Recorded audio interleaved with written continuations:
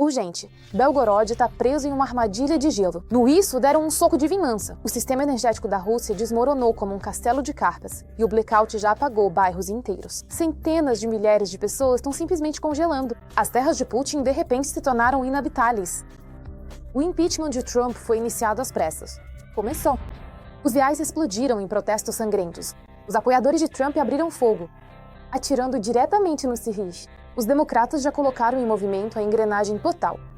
Em choque, as forças armadas da Ucrânia colocaram a carta decisiva na mesa. Os mísseis milagrosos de Putin não vão mais dar cor.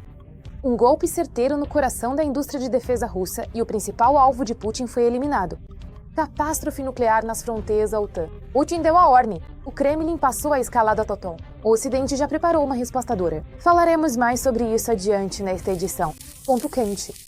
A Rússia está caindo em um abismo gelado. Apagão em Belgorod, centenas de milhares de pessoas estão congelando no frio intenso. As forças armadas da Ucrânia cobraram a conta aos russos. Enquanto o Kremlin sonhava em conquistar terras alheias, a fortaleza do ditador desmoronou como castelo de cartas. O bumerangue da guerra voltou para os russos. Todos os detalhes na reportagem. Ameaçavam pela televisão que iriam apagar as luzes da Ucrânia e de toda a Europa. E, no fim, tivemos um apagão total na própria Rússia. Besteira!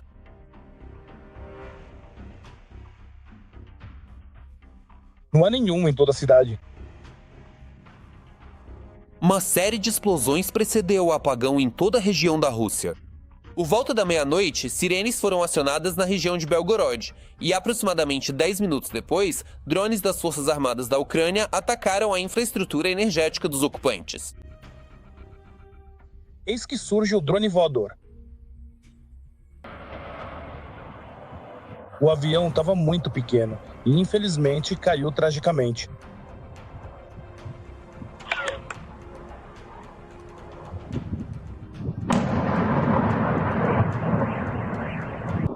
Ué, e cadê a defesa antiaérea?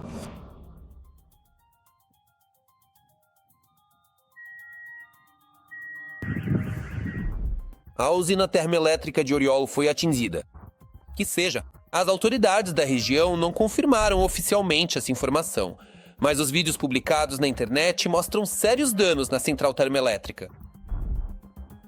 Como resultado de mais um ataque noturno bem-sucedido com mísseis contra a Rússia, toda a região de Belgorod ficou à beira de uma catástrofe humanitária. Olá, queridos amigos. Infelizmente, hoje não é um dia nada bom. Embora contra gosto, o governador da região de Belgorod teve que admitir que existem problemas sérios na região. Os números divulgados com tanto entusiasmo por Glerikov são chocantes. Não há nada parecido com isto na história moderna da Rússia. Ainda não aconteceu. Há 556 mil pessoas sem eletricidade em 6 municípios. Mas o próprio Gladkov parece não ter nenhum problema com a eletricidade. Ao fundo, o governador tem todas as luzes funcionando. Entretanto, o funcionário do Kremlin continua a chocar com a dimensão dos cortes de energia na região. Na primeira parte, trata-se de um prédio de apartamentos em 1920. Quase 200 mil pessoas estão sem água e sem esgoto. O principal é que não fique pior do que na DNR. Brincam na internet os próprios russos sobre seus concidadãos. A total paralisia do sistema de infraestrutura de uma grande cidade no auge do inverno não desperta nenhum pingo de compaixão. Ninguém na Rússia já se apressa em organizar arrecadações ou levar roupas quentes e comida quente para os moradores de Belgorod. As autoridades locais praticamente não fazem nada.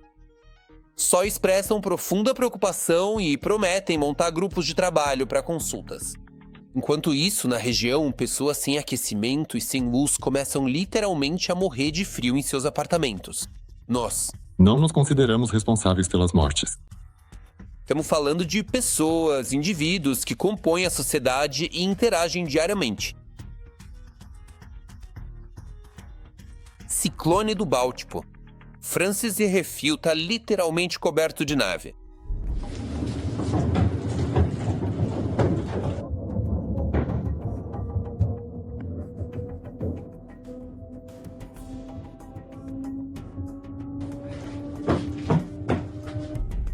São esperadas nevascas de 65 centímetros ou mais nas cidades russas.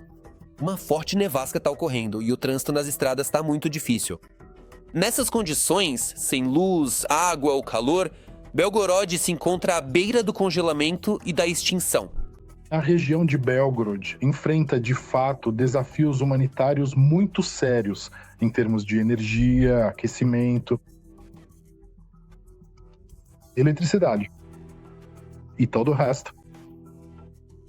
É claro que a região nunca vivenciou nada parecido. Esta é uma história séria. Um blogueiro de Belgorod não descarta a possibilidade de uma evacuação parcial na região. Muitos moradores já estão tentando fugir da cidade próxima à linha de frente, sem energia e coberta de gelo e neve. No entanto, por causa do blackout, isso é extremamente difícil de fazer. A gasolina está acabando em todos os postos da região. Motoristas formam filas enormes para conseguir combustível, nem que seja só para os geradores. É assim que estão as longas filas nos postos de combustível para comprar a gasolina necessária para os geradores elétricos. Dos postos, estão liberando apenas 5 litros por pessoa para tentar sair da Nevada Belgorod. Isso não é suficiente. E além disso, um gerador com essa quantidade de combustível não aguenta nem até de manhã. Como os russos sem energia vão se aquecer? Depois, essa é uma grande dúvida. Parece que a cidade está realmente à beira de uma catástrofe humanitária. E o culpado por isso é o próprio Putin, que iniciou a guerra na Ucrânia e continua bombardeando nossas cidades pacíficas. Agora, graças às ações de resposta, as forças armadas da Ucrânia e os russos podem sentir na pele todos os encantos. A vida sem luz.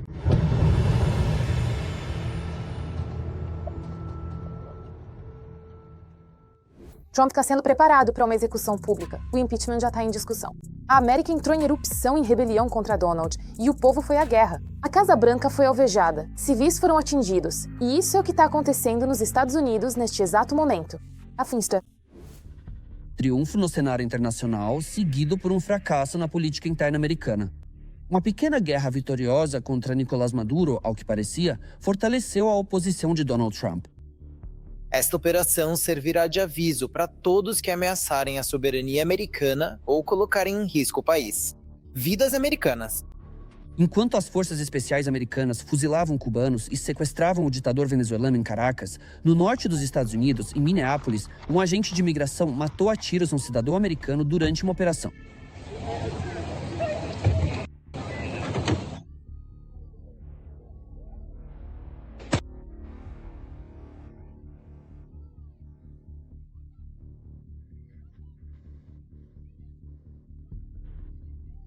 Em resposta ao tiroteio em Minnesota, dezenas de milhares de americanos foram às ruas. A declaração do governo americano de que a mulher baleada, Henny Nicole Goode, teria tentado atropelar um dos agentes, não impediu os manifestantes.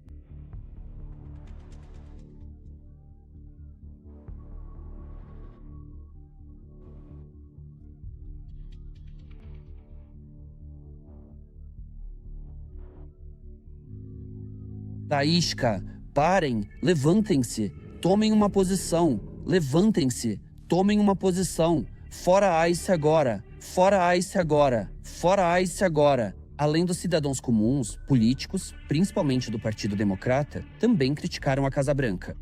O prefeito da cidade de Nova York afirmou que não apoiaria as atividades dos agentes de imigração na cidade. O prefeito de Minneapolis, Jacob Frey, classificou a versão dos fatos apresentadas pelas autoridades como legítima defesa. Bobagem. Tem uma mensagem para o serviço de imigração. Sumam da nossa cidade. Não precisamos de vocês aqui. O motivo pelo qual vocês estão nessa cidade é garantir a segurança. Mas na prática, vocês fazem exatamente o oposto. O que só aumenta a tensão é o fato de que o assassinato de grande repercussão aconteceu a poucos quarteirões dali, do local onde, em 2020, George Floyd morreu durante uma abordagem policial, o que provocou protestos em massa. O movimento Black Lives Matter se espalhou por todo o país e se tornou um dos principais fatores da crise política no Zawa, levando à derrota de Trump nas eleições presidenciais. Eu não consigo respirar. Eu não consigo respirar. Segundo especialistas, em 2026 começou uma intensa luta política nos Estados Unidos, que deve continuar até as eleições para o Congresso em novembro. Nos Estados Unidos, o 26º ano eleitoral começou, essencialmente. E este é o primeiro teste para Trump e sua equipe, se eles conseguirão manter uma vantagem estável, tanto no Congresso quanto de forma permanente. Caso os democratas vençam, como prevêem os analistas, o presidente dos Estados Unidos enfrentará um processo de impeachment. E a Casa Branca está bem ciente disso. Se os democratas realmente vencerem as eleições intermediárias, Trump sofrerá um processo de impeachment. Tenho certeza de que ele sofrerá impeachment. Eles não controlam nada. Toda a obsessão deles está focada no fato de que odeiam Donald Trump. Se eles assumirem o poder, não vão se importar com redução de impostos, garantir uma vida confortável ou combater crimes. Eles vão gastar todo o tempo e todo o nosso dinheiro só para pegar o Donald Trump. Ao mesmo tempo, é muito provável que os democratas não consigam cadeiras suficientes no Senado. Para que o impeachment não seja apenas anunciado, mas realmente aconteça, é necessário pelo menos 2/3 dos votos dos senadores. Eles podem, sem dúvida, abrir um processo de impeachment contra o Trump, talvez até mais de um. Mas como isso vai terminar? Porque para realmente aprovar um impeachment forte, que tivesse sérias perspectivas políticas para o próprio Trump, eles precisariam de muito mais votos e muito mais apoio. Mas será que os democratas, por mais que queiram, provavelmente vão conseguir isso? Difícil. Para a Ucrânia, neste momento, é importante manter relações tanto com os democratas mais pró-Ucrânia, que até o final do ano podem assumir o controle do Congresso, quanto com a administração de Donald Trump, para preservar e ampliar o progresso já alcançado na questão das garantias de segurança e da venda de armas. A Ucrânia deve continuar formando diferentes e novas alianças com outros países. Alianças em várias direções, inclusive para garantir suas próprias garantias de segurança. Não cometer o erro que já cometemos antes, de colocar todos os ovos em uma única cesta, apostando exclusivamente politicamente nos Estados Unidos da América. Acho que isso realmente deve ser uma espécie de leque, um sistema de tratados ratificados em vigor, tanto com países europeus quanto com os Estados Unidos da América, e talvez, adicionalmente, com alguns atores regionais, por exemplo, com a Turquia.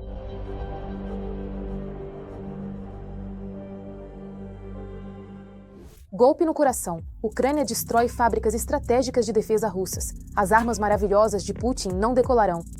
A diplomacia ucraniana neutraliza o potencial militar inimigo. Não é só uma refinaria. A lista de alvos letais expandiu ao limite. Como a estratégia de vingança da Ucrânia muda o rumo da guerra? Legal. Refinarias de Petróia. Filmado. Óleo? Não. Logística, armazéns e empresas de defesa. Todos esses são alvos militares legítimos para ataques das forças de defesa ucranianas. E cada um desses ataques mostra não só que as forças armadas da Ucrânia têm um alcance longo, mas também cumpre um objetivo simples, porém muito importante: enfraquecer o potencial militar da Rússia.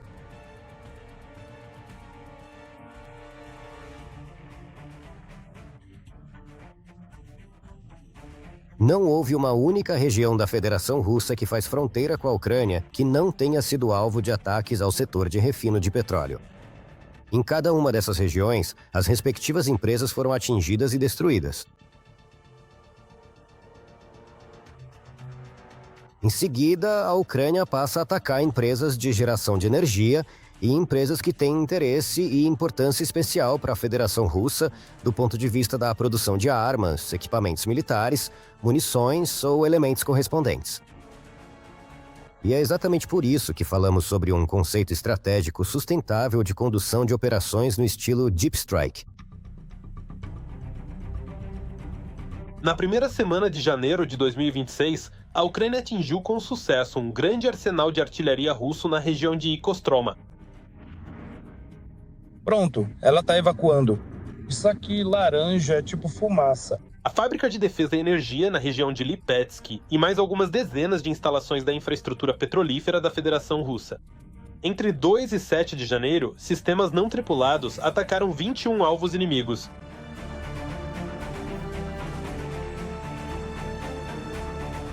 Esses ataques não são aleatórios. Fazem parte de uma estratégia para pressionar a infraestrutura militar e a retaguarda profunda da Federação Russa. Nossa tarefa é infligir o máximo de danos possível ao que chamamos de potencial militar econômico da Federação Russa. Agora vamos falar na linguagem dos números. Como resultado dos ataques ucranianos de Deep Strike em 2025, a Rússia perdeu cerca de 21 bilhões e 500 milhões de dólares. Esse é um indicador direto da escala do impacto dos ataques ucranianos na economia e nas capacidades militares do inimigo. Mas há ainda outro resultado, não menos importante, dos ataques ucranianos a alvos estratégicos da Federação Russa. Cada um desses ataques significa um ataque adiado ou frustrado contra a Ucrânia. Isso já tem impacto, porque imagine, se não pudéssemos fazer isso, em que ritmo a indústria russa estaria se desenvolvendo? Afinal, em vez de preparar mais um ataque contra a Ucrânia, a Rússia é forçada a deslocar sistemas de defesa aérea, mudar a logística e gastar recursos para proteger seu próprio território. Sem dúvida, Moscou tem que engravidar.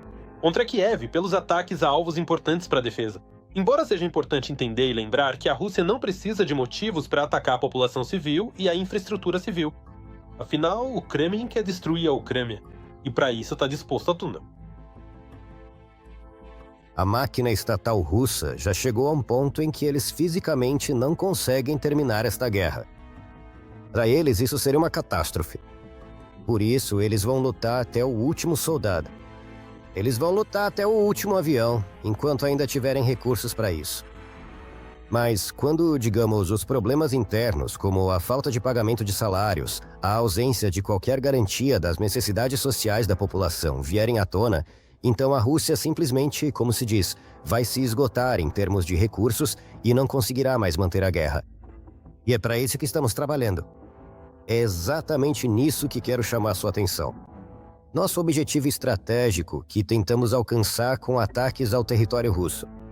Enquanto a Ucrânia segue a estratégia de enfraquecer o potencial militar da Rússia, a própria Rússia não poupa dinheiro. E, para os ataques, utiliza meios mais caros e raros, como, por exemplo, o Oreshnik, com o qual a Federação Russa atacou Lviv na noite de 9 de janeiro.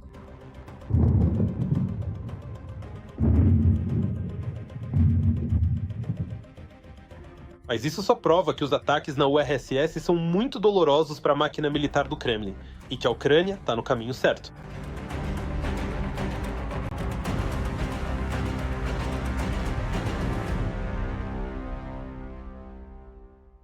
Apocalipse nuclear ao lado na outra. Putin atacou novamente com Oreshnik. O céu virou um inferno. O Kremlin passou por uma escalada aberta. O que isso significa e qual pode ser a resposta aos russos agora? Veja todo o detalhe agora mesmo. Pela segunda vez desde o início da Grande Guerra, a Rússia atacou com o Oreshnik, depois do Dnipro, agora mirando em Lviv.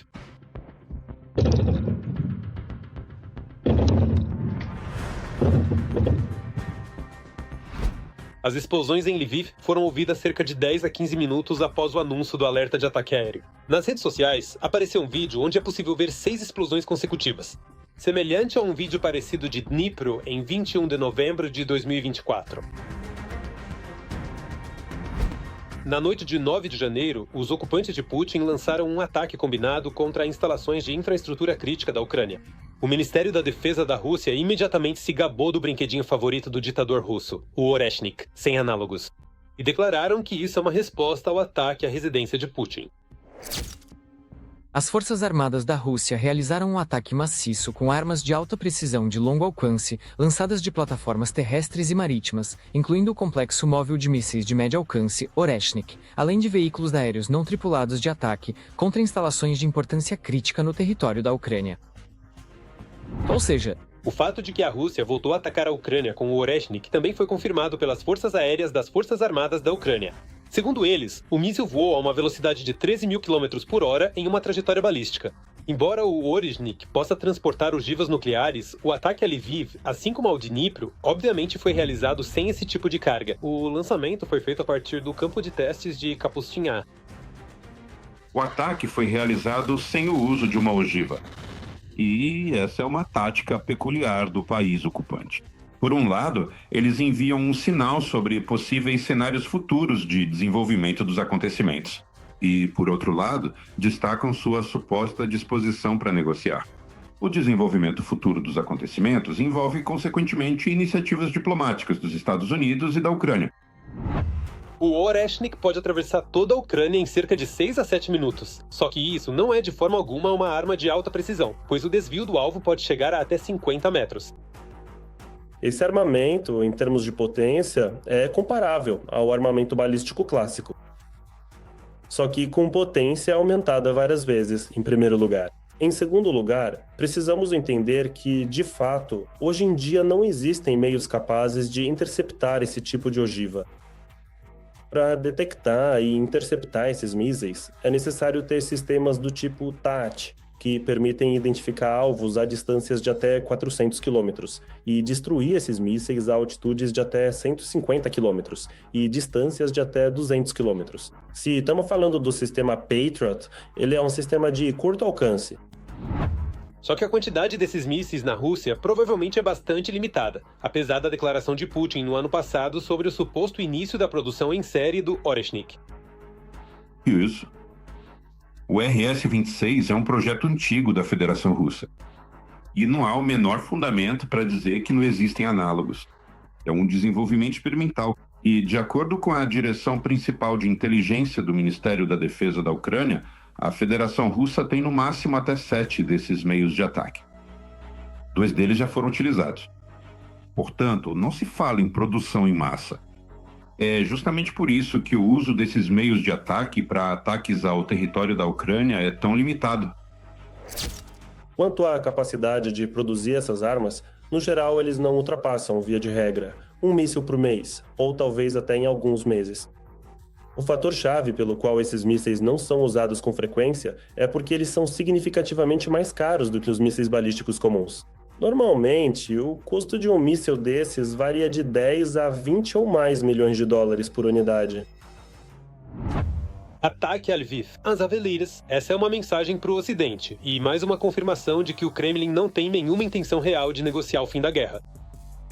A data da greve não é acidental. O ataque ocorre depois que a Ucrânia, a França e a Grã-Bretanha assinaram um acordo. Comunicação sobre a possibilidade de destacamento de um contingente militar estrangeiro e de bases militares estrangeiras no território da Ucrânia como elemento de garantias políticas. Após o fim da guerra, para a Federação Russa, isso são linhas vermelhas. O segundo ponto são as operações bem-sucedidas das forças especiais americanas no momento da apreensão de petroleiros que transportavam petróleo venezuelano ilegal, sob a bandeira da Federação Russa. O presidente Zelensky declarou que após o ataque às Aveleiras é necessária uma reação clara do mundo, em particular dos Estados Unidos. Massacre em Pokrovsk. A coluna russa foi reduzida a cinzas. Ocupantes mortos e sucata bloquearam a linha de frente. As forças armadas bloquearam os russos perto de Kupiansk. O inimigo está encurralado. Veja o que acontece na linha de frente agora. Detalhes explosivos na reportagem. Os russos estão intensificando os ataques ao longo de toda a linha de frente. O frio permitiu que os ocupantes voltassem à tática de ataques mecanizados, o que já está impactando a efetividade das forças armadas. A destruição de equipamentos russos aumentou significativamente nos últimos dias. O lado ucraniano, apesar das condições climáticas extremamente difíceis, tem a capacidade de detectar e, o mais importante, destruir as colunas mecanizadas do inimigo, ainda antes que elas cheguem diretamente à linha de contato. É o que comprovam os dados de controle objetivo tanto do lado russo quanto do ucraniano. Em Pokrovsk, uma coluna com mais de 30 veículos automotores e motocicletas foi destruída, onde os russos, mais uma vez sob cobertura, sob condições climáticas severas, tentaram romper diretamente, tanto dentro da própria cidade, quanto, consequentemente, tentar expandir a zona de presença nos arredores. Ao mesmo tempo, juntamente com Pokrovsk, as batalhas mais ferozes continuam na direção sul. Guliai-Polye tem sido um dos pontos mais disputados da região desde o final do ano passado. No entanto, os russos ainda não conseguiram romper as defesas das forças armadas da Ucrânia. Também ocorreram batalhas ao longo da fronteira de Guliai-Polye. A situação lá está muito tensa, porque o inimigo está tentando avançar e capturar essa cidade, para depois seguir em direção a Orekov e criar ameaças para Zaporizhia no futuro, caso consiga realizar esses planos. Ou seja, a situação lá, nesse caso, era difícil. Antes do ano novo, ela já era difícil, e continuou assim em janeiro. Ao mesmo tempo, os analistas observam mudanças na tática dos russos em muitos setores. A infiltração anterior em grupos de 2 a 3 pessoas já não traz mais resultados. Nossos operadores de drones os eliminam ainda quando estão se aproximando das posições. Por isso, o Estado-Maior russo decidiu voltar aos ataques em massa, conhecidos como assaltos de carne. Hoje, o número de soldados nesses grupos realmente aumentou. E agora, grupos de 5, 6, até 7 pessoas podem avançar juntos. Isso mostra que o princípio de carne de canhão voltou a ser usado pelo exército russo. Por quê? Porque as ordens e instruções vindas do Kremlin para que as tropas avancem em determinada direção ou tentem ocupar certos territórios não estão sendo cumpridas. Além disso, especialistas acreditam que Putin está claramente com pressa para mostrar resultados antes das próximas negociações. Para isso, decidiram sacrificar até mesmo o que restava dos veículos blindados. Apesar da destruição constante das colunas russas, os soldados de assalto continuam sendo enviados para a batalha em veículos, para que possam avançar algumas dezenas de metros, e assim por diante. Casos semelhantes foram registrados na região de Grishino, onde os ocupantes tentaram sem sucesso mais de 6 vezes, usando uma grande quantidade de veículos blindados, romper a defesa das forças de defesa da Ucrânia. Além disso, como tropas de assalto, foi utilizada uma unidade da 76ª Divisão Aerotransportada, considerada de elite na visão russa. Além disso, táticas semelhantes utilizando veículos blindados foram empregadas na região de Mirnograd, Rodinsky e na direção de Dobropilha. Mas cavalos de ferro e especialmente os blindados não são suficientes para todos. Aqueles que não têm sorte recebem cavalos comuns para o ataque. Este é o tipo de cavalaria que as forças de defesa observaram na direção de Konstantinovsk. O resultado é esperado. O animal foi destruído, mas os cavalos não se feriram, escreveram as forças de defesa. No entanto, essa direção realmente ficou mais ativa. Analistas reconhecem que em breve devemos esperar um período de pressão muito forte de 3 lados, com ataques russos quase constantes, em toda a linha de frente. Além disso, haverá uma supressão extremamente intensa e nivelamento da cidade, com vários meios de destruição ao longo da estrada. A T-0504 é uma direção de ataque absolutamente provável, que a Rússia já está usando com bastante frequência. Além disso, estamos observando um aumento significativo da atividade das forças russas ao norte de Chasiv. No entanto, neste momento, a situação aqui está sob total controle das forças de defesa, que, aliás, conseguem não só repelir os ataques na linha de frente, mas também atingir com bastante eficácia a retaguarda russa. Drones de ataque das Forças de Operações Especiais atingiram um comboio com combustíveis e lubrificantes em uma plataforma elevada de um depósito de petróleo no povoado de Gvardeyaskoye. Na região de Donetsk e no povoado de Gornoia, as Forças de Operações Especiais realizaram um ataque a um depósito de munições e materiais logísticos de uma das unidades. 51 grau Exército. Ao mesmo tempo, Kupiansk continua trazendo notícias positivas. Segundo o comandante do Regimento de Sistemas Não Tripulados Aquiles, a situação se inverteu e o inimigo foi bloqueado nos arredores da cidade, o que agora o impede completamente de se infiltrar na área povoada. Esses minutos são outra guerra. Trump anunciou uma ofensiva contra o México. Declaração chocante da Casa Branca. Presidente dos US fala abertamente sobre ações militares. América e México à beira de uma explosão. Todos os detalhes, confira na reportagem. O presidente dos US, Trump, anunciou uma operação terrestre contra os cartéis de drogas do México. Nós neutralizamos 97% das drogas que chegavam por via marítima. E agora vamos começar a atacar alvos terrestres dos cartéis. Os cartéis controlam o México. É muito triste ver o que está acontecendo com esse país.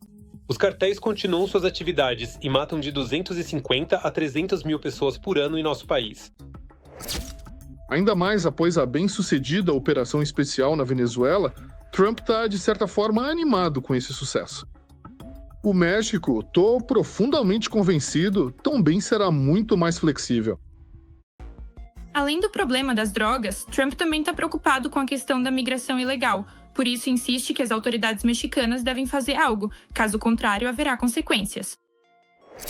É preciso fazer algo em relação ao México. O México precisa se controlar, porque os migrantes estão chegando ao nosso país em grande quantidade. E precisamos tomar alguma providência. Ficaríamos muito felizes se o México fizesse isso. Eles são capazes disso, mas infelizmente os cartéis no México são muito fortes.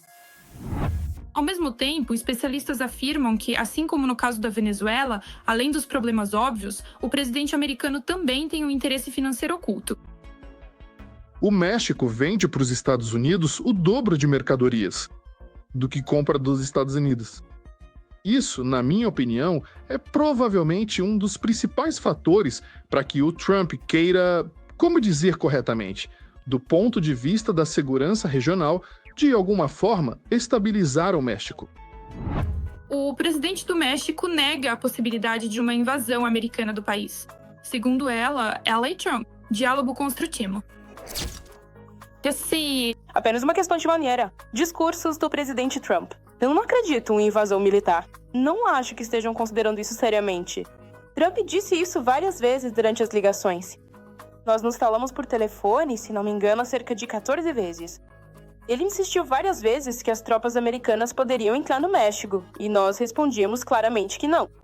Primeiro, porque defendemos nossa soberania, e segundo, porque não há necessidade disso. O próprio Trump, ao contrário de Maduro, sobre quem falava como um criminoso, trata o presidente do México com bastante cordialidade. Eu gosto da Cláudia. Acho que ela é uma pessoa maravilhosa. Eu diria que toda vez que conversei com ela, ofereci enviar tropas. Mas ela tá preocupada, tá um pouco assustada, porque os cartéis controlam o México. Ele pode ter uma atitude positiva, em princípio, em relação ao presidente do México, mas não tem uma atitude positiva em relação às suas prioridades políticas, como o combate ao narcotráfico e à migração ilegal. Além disso, declarações radicais do presidente americano podem ser uma tática para forçar as autoridades mexicanas a agir de forma mais decisiva. Eu não acho que haverá alguma operação militar terrestre especial. Trump pensa novamente, levando em conta as metodologias da guerra moderna. Isso não é uma guerra de grandes operações militares especiais, nem operações em grande escala. Não, são operações especiais, pontuais, que visam melhorar a posição política, como ele fez em relação ao Irã e, na verdade, a própria Venezuela, se lembrarmos. Algo parecido pode acontecer com o México, se ele não for cooperativo.